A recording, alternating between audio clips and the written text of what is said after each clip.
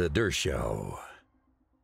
Israel killed the leader of Hamas in Lebanon. Hamas has a branch in Lebanon too. The leader of Hamas in Lebanon's name is Fatah Sharif Abu El Amin. Name doesn't mean anything to you, but guy had two jobs.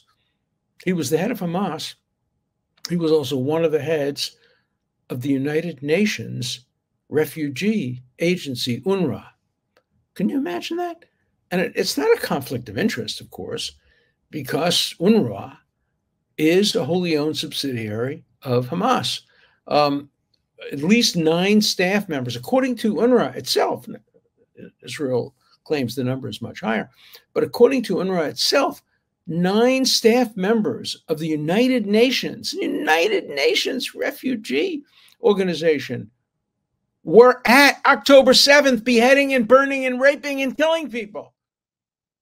They were working for UNRWA at the time they were raping and murdering. And this is an organization that the United States supports and that the courts in the United States have held. Members of UNRWA, murderers, rapists, robbers, have immunity, judicial immunity.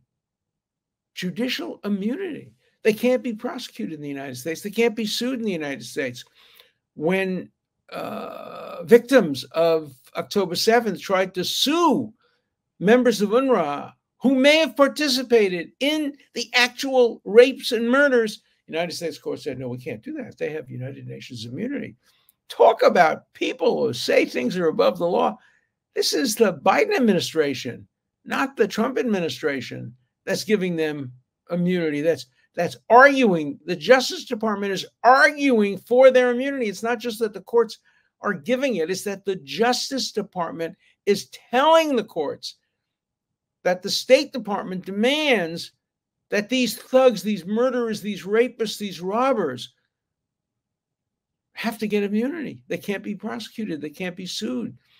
They can just walk the streets of America as if they were ordinary innocent people after they've raped and murdered and beheaded. There's something very wrong with that.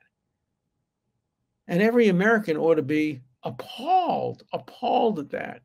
Well, you know, when you go to the United Nations, I've been to the United Nations now every year listening to my friend Benjamin Netanyahu.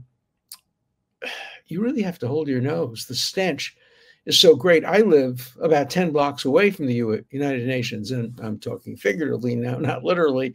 I can smell the stench here. I can see it out my window. It's disgusting. UNRWA should not be allowed to operate in the United States. It's a criminal organization. It's a mob. It's corrupt. It's a terrorist organization. And yet it has the full protection of American law. That's not what the law provides. The law does not provide for immunity for terrorist organizations. The United States government has declared Hamas to be a terrorist organization. UNRWA is a wholly owned subsidiary of Hamas and also operates with Hezbollah. And so they shouldn't be given immunity at all. They should be arrested, prosecuted. If that can't happen, at the very least deported. They shouldn't ever be allowed to set foot in the United States as free people. People whose relatives they have killed have to sit opposite them at the United Nations or in court demanding that maybe they be held accountable.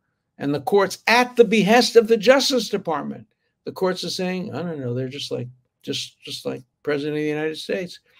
They're just like justices of the Supreme Court. They're just like real diplomats. They get full and complete immunity. No, they don't. And they shouldn't.